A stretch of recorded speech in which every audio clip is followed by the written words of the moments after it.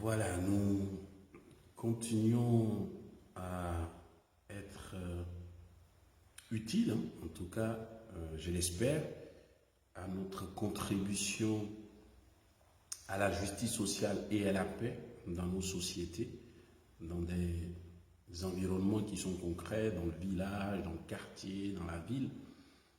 Et la question qui nous est posée et que j'ai commencé à aborder de façon concrète dans la vidéo précédente, c'est comment est-ce que celui qui est chrétien ou celui qui marche avec des valeurs chrétiennes, comment est-ce qu'il doit se positionner vis-à-vis de l'autorité administrative politique et de façon plus spécifique, comment il doit se positionner dans des situations où il doit être lui-même un électeur ou dans des situations où il semble qu'il peut être aussi candidat. Hein. Donc ça, c'est les questions que j'avais abordées dans la vidéo précédente. Pour cette vidéo-là, je veux peut-être donner quelques éléments qui devraient aussi nous aider à avoir une situation sociale lorsqu'il y a des élections, en tout cas dans certaines parties du monde, notamment en Afrique, peut-être aussi en Amérique latine ou dans quelques autres pays, je ne sais pas, où ces tensions sont réelles entre les orientations religieuses. Il me semble que un électeur, donc un citoyen qui est électeur de son pays, pour les élections, qu'elles soient municipales, législatives ou présidentielles, pour celui qui est chrétien, qui a des valeurs chrétiennes, il me semble que son premier réflexe ne devrait pas être de choisir le candidat par rapport à son orientation religieuse. Je m'explique. Est-ce que le chrétien qui est un électeur doit, lorsqu'il réfléchit à qui il doit choisir sur une liste de personnes qui se présentent à l'élection, est-ce que son premier réflexe c'est de dire je vais d'abord mettre comme premier critère que ce soit un chrétien. Il me semble que ce n'est pas peut-être la bonne priorisation des critères.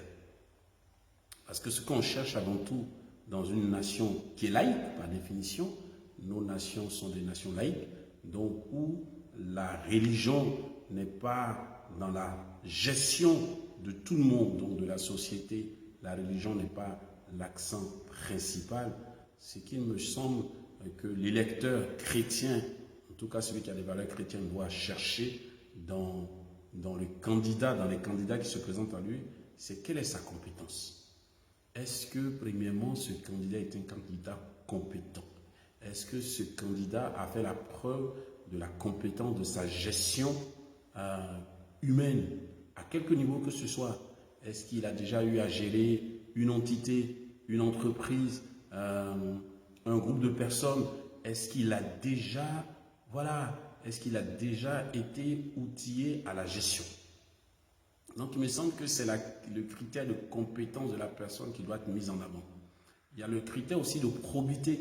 Est-ce que dans la gestion de ce que cette personne a fait, est-ce qu'il y a eu une certaine éthique, une certaine probité, notamment sur les questions de corruption, sur les questions d'égalité, sur les questions de justice sociale, sur les questions de femmes et d'hommes.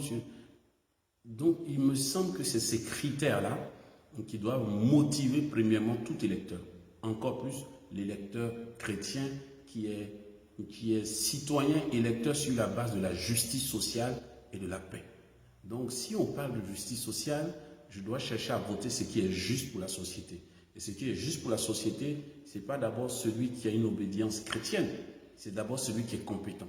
D'où la question souvent qui est posée, est-ce qu'un chrétien peut élire quelqu'un qui a une orientation d'une autre religion, notamment musulmane, notamment animiste?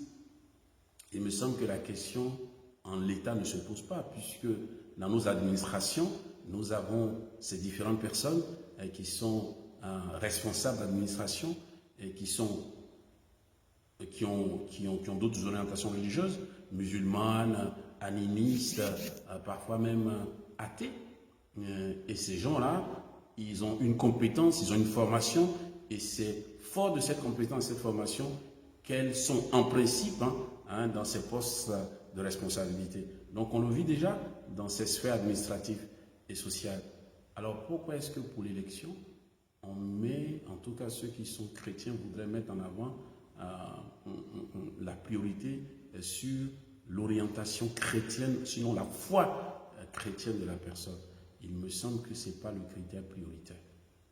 Je peux, en tant que chrétien, si j'estime que parmi les candidats qui se présentent, celui qui a le plus de compétences, celui qui a une probité, celui qui a manifesté une gestion ou des gestions qui ont été intéressantes et dont la vision de la société est une vision qui me semble être logique dans la justice sociale, dans la paix, qu'il soit musulman, qu'il soit chrétien ou qu'il soit animiste, ce n'est pas ça qui devait d'abord m'interroger.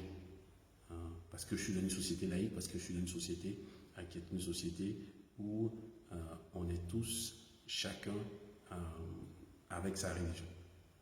On n'est pas sur quelque chose qui est lié qu'à l'Église, on est sur quelque chose qui est lié à la société.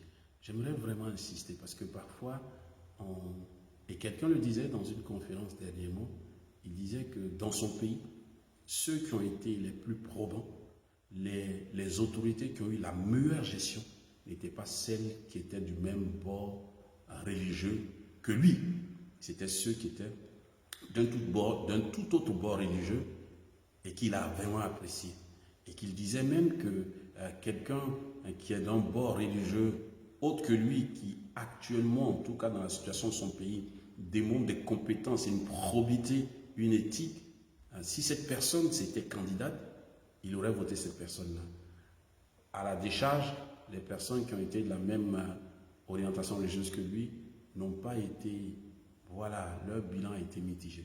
Donc, quelquefois, il me semble, si on veut être des gens justes dans une société laïque, si on veut être des chrétiens conséquents, et quand on parle de justice sociale, il s'agit d'élire des personnes, de choisir des personnes, quand il s'agit de gérer toute la cité, pas forcément d'abord à cause de leur orientation religieuse, mais premièrement à cause de leur probité, à cause de leurs compétences et à cause de leur qualité intrinsèque.